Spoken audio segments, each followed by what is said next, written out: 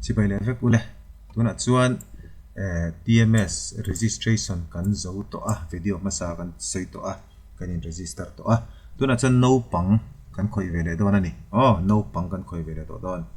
chuan registration kan ti kha zitir tu zong zong in registration kha ti vek turani kan ti vek anga ke mani code kha teachers code kha kan hrianga kan password po kan hrianga kha zitir tu na kan ti vek anga achan chu teacher attendance pe ka ngai ke mani zel pe kan ngai do na he poi kan la soi don thowa chu ba ka chuan zirtir tu te hian in charge su kan in siam thowa amaro chu in charge hian a khoi vek man lo entina na in charge kha school local lo palta se amodam lo na wangten CLEL ten thla khat don te cholta se attendance in pe thei don lo chu wang chuan zirtir tu khan in charge som thoma se a vain kan thiam ve ka ngai ni tin attendance student attendance big pay chu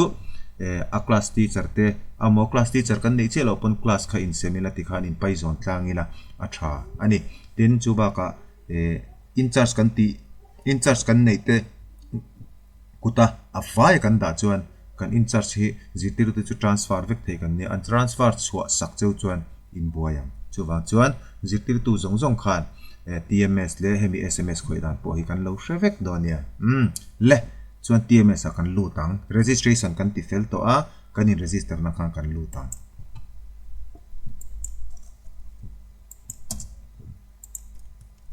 chuan password kan chuang kan lu tanga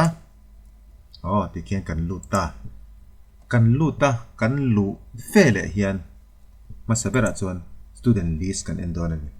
student list engtin nge no pang kan nei dan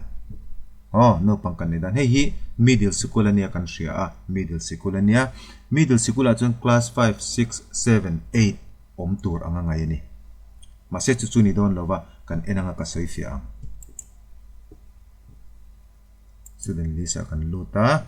he tilahi he class ania mo he class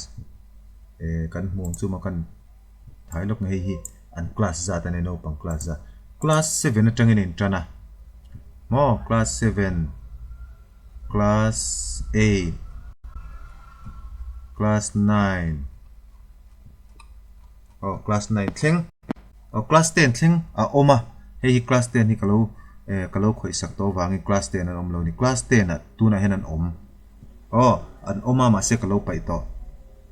achan chu hei hi kan soi nga ma pon video pakhata po ka soi to thowa kan hetuna VSK dice data kan mana hi nikum masa data chu kan manga chu wang chuan nikum masa class 8 no pang howa kha nikuma class 9 kumina class 10 an lo ni ta ni automatic in an class in shift ta wangin chuan class middle school kan nianga tinge class 9 le class 10 kan ti chuan chu wang chu ni nikuma sa class 8 ania nikuma class 9 anon nia kumina class 10 chuan at noilam panga class 5 le class 6 nga tinge kan omlo kan ti chuan class 5 nikuma sa class 5 ho kha class 6 an lo nia class 7 an lo ni le ta kumina chuan a feed tu tur no panga kha kumni chunga omlo wangin class 5 le class 6 kan olani primary po class 4 thleng oma 5 le 6 thleng in neyang chuan class 1 le class 2 in nei lo thungam chu achan chu ni nikum masa data ni automatic in an class in sifa at noi lam panga tangaron feed tu tur no pang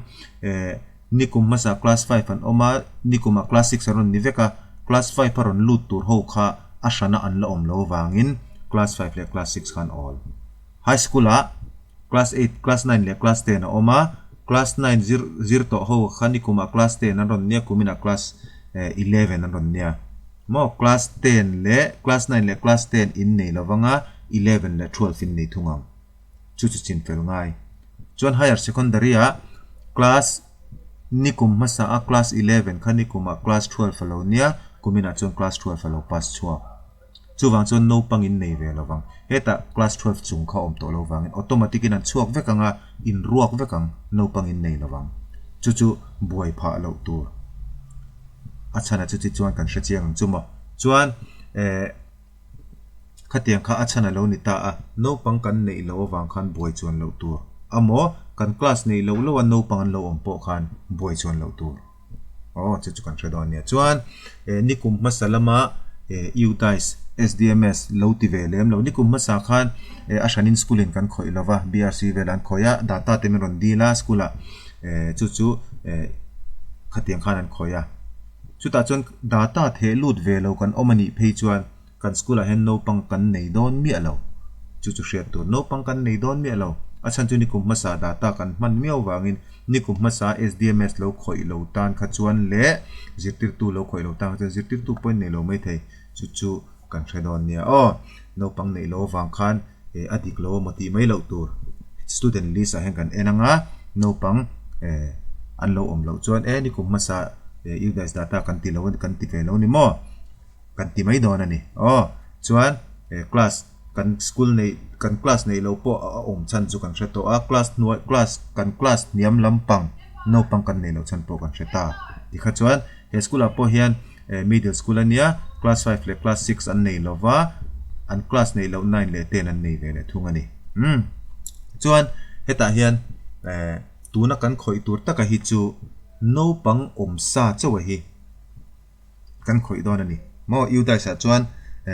sa chuan progression activities kan ti kha nikuma tanga no pang ron kal lu ta kha a then chu chhuwa ti ran nga ya a then chu engeni an la omanga ya a om turangang kan om tiranga a chuak turangang kan chhuwa tiranga chuan no pang dang kan boi pui chawang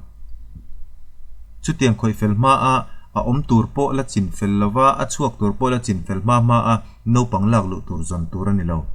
mo no pang lak lu tur va zon tur ani lo amo 8 tur boi pui tur ani lo 8 le lak lu kha chu 8 le import ta kha chu heta om sa ho nikoma tanga in no pang om sa ho in chinfel phot lo chuan ati thei thowa a boi thak chuwang chuan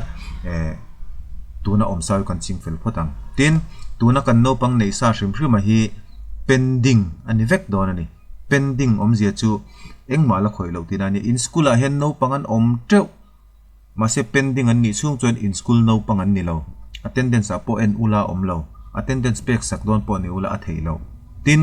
in school a po om ma se pending a in ti chung chuan school du khan in an du da in an ron la chuak thei chu hriat tur chuwangin kan school a hen om tho ma se kan no pangan ni lova chuwang chuan kan school a hen kan da nge ngai chu kan hredon ni chuan manga kalanga hetlai hian data correction atang hen khoi tur ni tlang puya amaro chu he tilaya hian promote and retain omani promote and retain hi chu ka soi tam vak don lova tlem te chu ka soyang kan lut ve hrim photanga promote and retain a hian promote and retain a hi chuan no pang china ka soyang khan nikum masa lut te kha class 10 ten lo ni to a an pass chuak vek to ni mo no pang pakhat ma kha left out engani fail an om lo tan pass chuak vek ta chu wang chuan amal te ati pass out ti vek ngai lo khan voi khat click mai khan kan pass out tir the ni chuan entina na tuna po hian hi middle school ania kan ria class 9 hi middle school an om lo ma set no pang kan nei an kan nei chan chu kan sei to so ma chu class 9 na kan han lu tanga kan han filter anga class 9 no pang kharon lang tur mai don ni tikhian class 9 no pang hova kha king class 9 no pang hova khi kan chhuwa tir don ta ni voi khata kan chhuwa tir huk don tuma beinon an om lova tuma sunon an om lova chu class 9 hi chu pon lampang min ni vek to chuwang chuan kan enroll po ngai lo kan pai chok vek don amal te a no pang pakhat kha pass out ti a safe pass out ti a safe khate ti lo khan one click in kan chhuwa tir don chu he hi ni mo he hi hemi te pani hi takian himi te pani khi thilin ang deuh in ang deuh thosi in ang lo deuh thosi ni amaro chu kan man kop deuh vek thova hetianga chuak khowa hi mark all student as taken TC taken po kan ti thei achan chu an chuak veka TC la chelo ma se sarkar school achan TC la khi kan ti vak lova kan in pe chuak lutuk lo dewa chu wang chuan taken tc po tila apoi lova mark all student as pass out mo an pass chuak to in school atang hen an pass chuak to chu wang chuan du zok zok hi kan mang theya kan du zok zok kan mang theya chuan amaro chu hemite pahni ani hi chuan hemite pahni ani hi chuan dropbox a kan da vek don dropbox a heng no pang hin chuak vek don dropbox an omanga a school lu na ten an lo la ve to mayang chuan hitilaya hian pakhatan om le a promote all student to next class hei po hi kan thret a ping atang point kan thret hiam main ka ringa antina na tuna chuan mangche lo maila na kumvela in class 5 no panga mokha class 6 no panga mokha an lo pass vekani chu wang chuan amal te a class sif lem lo khan voi khata an vai khan class le la class khat ngani class next class a I promote thei chuan in school a an om sa ngal vek bokang chu kan shedon nia chuan hemi previous class retain in previous class chu hi chu ka soi kher lo mayanga kan atira khan man na tur engeng mo khan omamar chu tu na tak chon man na tur tam to lova a om mang to lova chu wang chong ka soi kher to lo mayang chuan heng hi class 9 no pang howan ni ta a chu wang chuan an pass chok vek to wangin mark all student as pass out emo mark all student as tc taken ka tianga chuan no pang class 9 no pang zong zong kha an chuak vek ang kan school atang hian mark all student as pass out ka tianga ka click anga an chuak vek ti khan class 9 no pang kan nei to lo tuna kan nei chu class 7 le class 8 chian to class 7 le class 8 kha chu voi khata ti huk the ni to lo wang khan hemi promote and retain atang ni to lo hian data correction atang kan ti ve thung to data correction atangin data correction akan han luta class 5 le class 6 chu kan nei to lo ti kan nei lo ti kan sa a chu wang chu class 7 kan enanga kan filter anga tikhian no pang lo lang don ani no pang ki amal te in ti dan chi ni oma antina na ano pang ama sabera hi kan no pang ania kan enroll ani chon enroll tur chuan update anga no pang pakhat chawa kalang chuan heta class kan select lenga kan filter lenga ti khana malte te khan ati thei amar chu ti lai update all hi tangkai taka man ve thei ni he lai update all hi no pang hi tuna hi nei masaberi kan enroll ta apan hi nei chu alo chuak to enge chan chu kan thelawa tc taken tc kan ti mayang chuan hei chu lo in enroll hei chu in enroll tuna pola kala hei poila kala hei chu a chuak to taken tc kan ti mayanga ti khan enroll ti khan kan thlan vek nuwa khan ti lai no pang jong jong kan thlan vek nuwa hian one click in update all kan tianga heti lai kan thlan ang khan ain update vek don rualin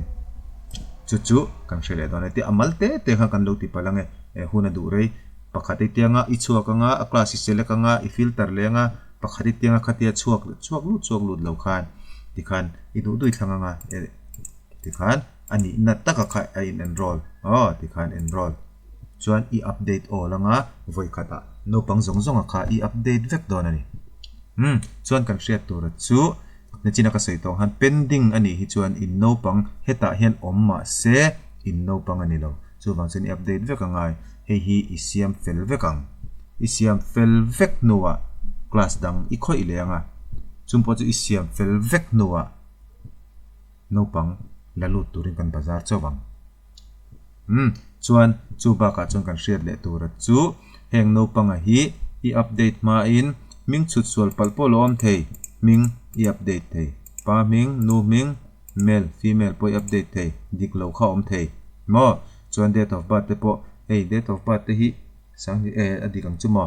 phone number te po an lo update chuan I update thei CWSN an lo ni chuan yes or no I update thei chuan hei hi OBC hi hei hi a category hi a hmaina om lova tuna hen ron da thara wangin OBC hian ain filter ta vekta OBC ang veken an oma hi po hi update vek an ngayang chu kan shadon nia hi tuna po hen update pa update ngal vek thei emisiam rem rol hen update ngal vek thei hi SD nia mo hemi update audit ma khan ti vek thei chuan current class hi om le ta current class hi an class om lo na tura khana lo om ve pal the ni mo